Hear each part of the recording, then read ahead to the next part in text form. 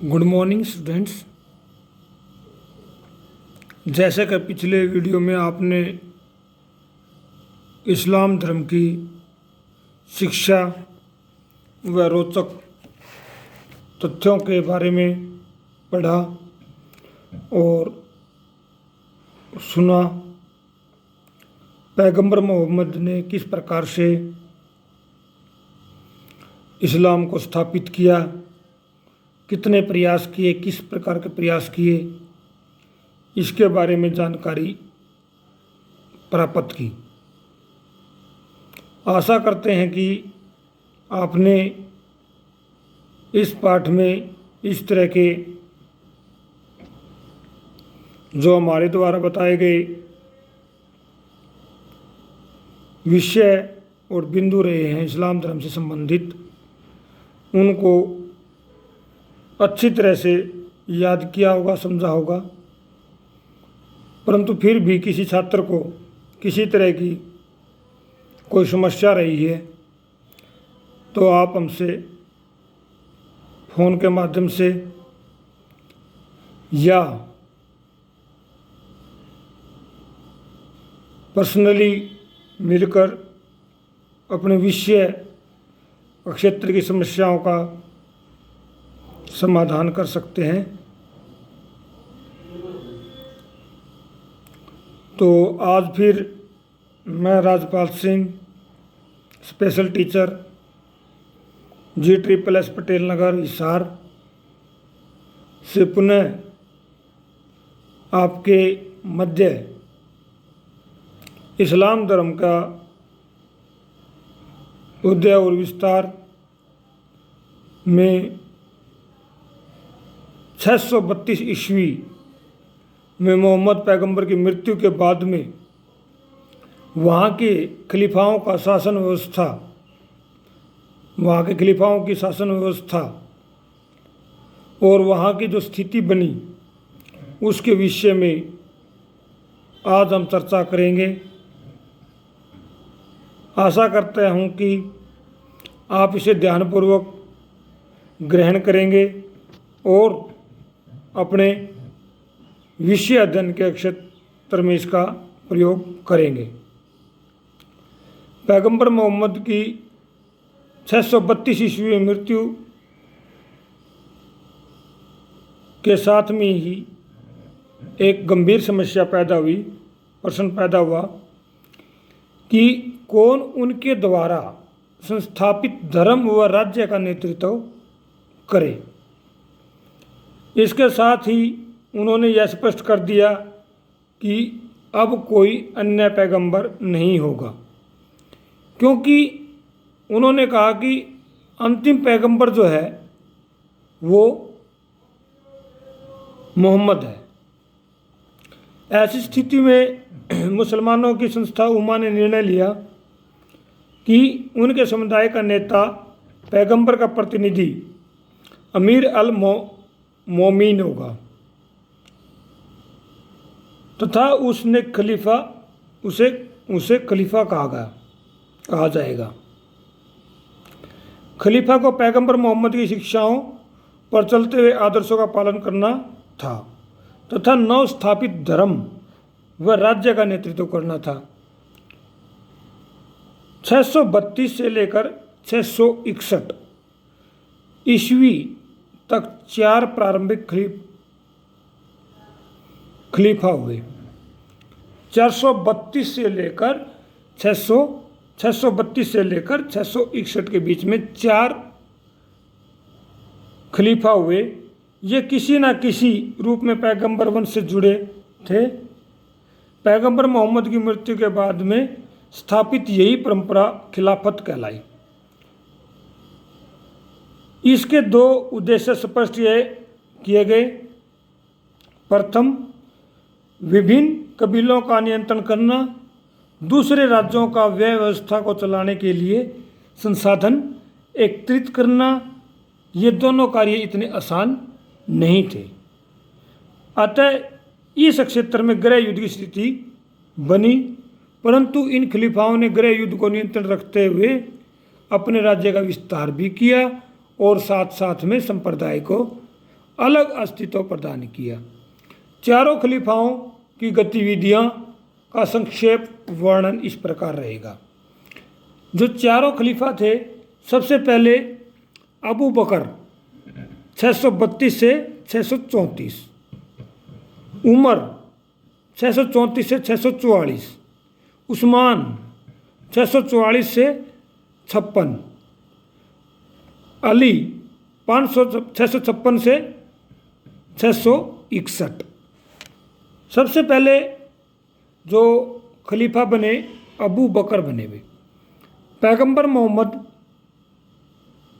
के अनुयायियों में ने उन्हें नेतृत्व के लिए चुना।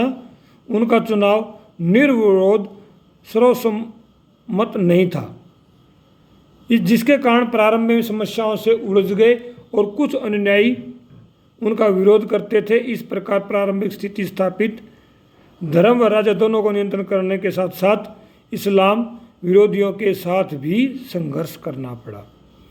देखिए, जब घर में कलह हो जाता है तो आपको उस घरेलू कलह के साथ साथ में पड़ोसियों व विरोधियों के साथ में भी संघर्ष करना पड़ता है।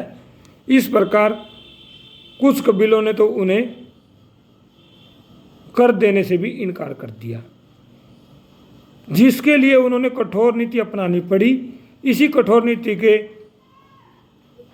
नीति राज्य में आंतरिक अशांति फैलाने वालों के विरुद्ध अपनाई गई।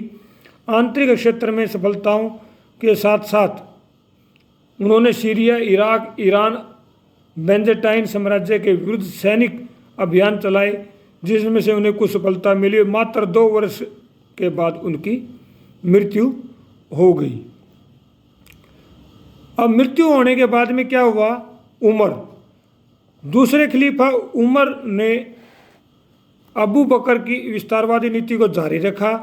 उसने ईरान, इराक पर पूर्ण नियंत्रण किया। उसने पूर्वी रोमन साम्राज्य के अधिकतर हिस्से पर अधिकार जमाया और इस प्रकार वह उत्तरी अफ्रीका के कुछ क्षेत्रों को भी अपने साम्राज्य का हिस्सा बना पाया। उसने उन कबीलों को कठोरता से नियंत्रण में लिया जो आंतरिक क्षेत्र में व्यवस्था को खराब कर रहे थे। वे जो समस्या पैदा कर रहे थे उनको कठोरता के साथ में उन्होंने काबू किया और आर्थिक स्थिति ठीक करने के लिए स्पष्ट कर नीति अपनाई। उन्होंने विस्तृत किए गए क्षेत्र में खराज भूमि कर वसूला। खराज क्या था भाई? क्षेत्र से खराज भूमि कर को खराज बोला गया। अपने राज्य में गैर मुस्लिमों से जजिया कर लिया। इसके बदले उन्हें सुरक्षा देने और इस बात का विश्वास दिलाया कि धार्मिक भावनाओं को किसी तरह से ठेस नहीं पहुंचाई जाएगी।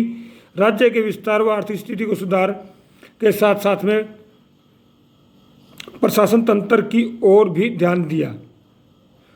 उसने विभिन्न कबीलों के मुखियों की सभा बुलाकर सलाहकार संस्था का निर्माण किया। मदीना व मक्का को केंद्र राज्य का केंद्र मानकर अन्य प्रांतों में विभाजित किया।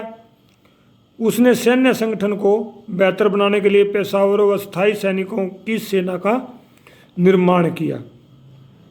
इस तरह उसने खिलाफत की स्थापना के उद्देश्य के अनुरूप कबीलों पर नियंत्रण किया। साथ ही शासन तंत्र का संगठन व सैन्य तंत्र की स्थापना की। इससे आर्थिक स्थिति ठीक करने की दिशा में कार्य किए और अच्छा तालमेल हुआ। अब 644 में उमर की मृत्यु हो जाती है और उमर की मृत्यु होने के बाद में उस्मान खलीफा बने। उस्मान का संबंध कुरैश कबीले से था। इस कबीले की मक्का क्षेत्र में बोलता थी। पैगंबर मोहम्मद का कबीला भी यही था। मतलब कि उस्मान जो था पैगंबर मोहम्मद के कबीले से था। उस्मान ने प्रशासन सैन्य तंत्र को अपने कबीले के लोगों को अधिक प्राथमिकता दी। यहाँ तक कि मदीना में भी विद्रोह हुआ। उस्मान ने उस आंतरिक कलह को कठोर नीति के सहारे नियंत्रण किया। दूसरी ओर विजय अभियान को भी आगे बढ़ाया। उसने अफ्रीका की ट्रिपोली व ताराबलस को विजित किया। साइप्रस के शासक को संधि के लिए मजबूर किया और गैर मुसलमानों के प्रति उनका व्यवहार तालमेल वाला नहीं था। उसने कुरान को अधिक महत्व देने की नीति अपनाई। इस कारण से अन्य धर्म ईसाई यहूदियों ने भी उनके विरुद्ध विद्रोह किया। उस्मान की एक अन्य कमजोरी यह थी कि उसका अच्छा प्रशासक नहीं था। इसी अभाव के चलते हुए अधिकतर समय उसका विद्रोह को दमन करने में गुजर गया। सबसे जो उत्तम और विस्तारवादी और संस्थापक के तौर पर, प्रशासक के तौर पर उमर का नाम आता है। उस्मान अबू बकर और उमर से दोनों से मतलब कि कठोर नीति ज़्यादा होने के कारण वह एक सफल शासक, सफल खलीफा नहीं बन पाया और उनकी मृत्यु हो गई। 656 में उनकी मृत्यु हो गई और 656 में मृत्यु होने के बाद में अली, उस्मान के बाद में अली खलीफा बनते हैं। अली का संबंध भी मदीना से था। उस्मान के विरुद्ध मदीना में विद्रोह का नेतृत्व अली ने ही किया था। अली के खलीफा बनते ही मक्का के कुरैश कबीले से उसका संघर्ष हो गया। जो उस्मान था वो कुरैश कबीले का था और कुरैश कबीले उस्मान का अली ने विरोध किया था। और जैसे ही अली खलीफा बनने के बाद में उस्मान का जो लोग थे, कुरैशी कबीले के जो लोग थे, वो उनके विरुद्ध चल पड़े और उनका संघर्ष हुआ। यहाँ तक कि पैगंबर मोहम्मद की पत्नी अयासा कुरैश कबीले की मुखिया के रूप में थी, जो ने भी उसे चुनौती दी। अली ने ऊंट की लड़ाई में उसे पराजित किया, लेकिन आंतरिक विद्रोहों का सिलसिला जारी रहा। वह इन विद्रोहों को ठीक ठाक दमन नहीं कर पाया। उसके काल में सबसे प्रमुख विद्रोह उत्तरी मेसोपोटामिया में मुआविया द्वारा किया गया, जिसका दमन न कर पाने के कारण अली को उससे संधि करनी पड़ी। इसके बाद मुआविया निरंतर शक्तिशाली बनता गया, जिसके फलस्वरूप अंततः इस खिलाफत को समाप्त करने में कामयाब रहा। 661 ईस्वी में खरजी नामक कबीले के एक व्यक्ति ने खराजीत ने कूफा की मस्जिद में अली का वध कर दिया। यहाँ पर एक विषय बनता है भी किस खलीफा का मस्जिद में वध किया गया और किसके द्वारा किया गया। तो यहाँ पर अली का वध किया गया खारजित नामक व्यक्ति के द्वारा किया गया और कूफा की मस्जिद में किया गया।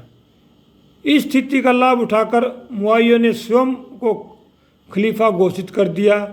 और अली के काल में एक अन्य विशेष बात यह रही कि आपसी विरोध के चलते हुए इस्लाम के अनुयायी मुस्लिम दो भागों में बंट गए, एक अली समर्थक और दूसरे अली विरोधी। अब यहाँ पर बहुत ही इम्पोर्टेंट क्वेश्चन उठता है, अली के जो समर्थक थे वो शिया कहलाए और जबकि विरोधियों को सुन्नी कहा गया। जिन्होंने अली के समर्थक थे मुस्लिम अनुयायी जो थे दो भागों में बांटे। अली के मृत्यु के बाद में विरोध के अंदर मुस्लिम दो भागों में बटे। अली समर्थक शिया थे और अली विरोधी सुन्नी कहलाए। तो नेक्स्ट वीडियो में हम फिर से आपके बीच में जो इनके वंशज आगे चले हैं, उमैद वंशज, अब्बासी और इस तरह के जो वंशज इनके आगे आए, जिनके द्वारा इस्लाम का आगे चलाया गया और उसका प्रचार प्रसार किया गया। इससे संबंधित नेक्स्ट वीडियो में आपसे रूबरू होंगे और आप कृपया करके इस्लाम का उद्या व विस्तार पाठ को अपनी पाठ्य पुस्तक में अध्ययन करें व उसके मुख्य बिंदुओं को अपनी उत्तर पुस्तिका व नोटबुक के अंदर नोट करें और उनका बारीकी से अध्ययन करें। धन्यवाद।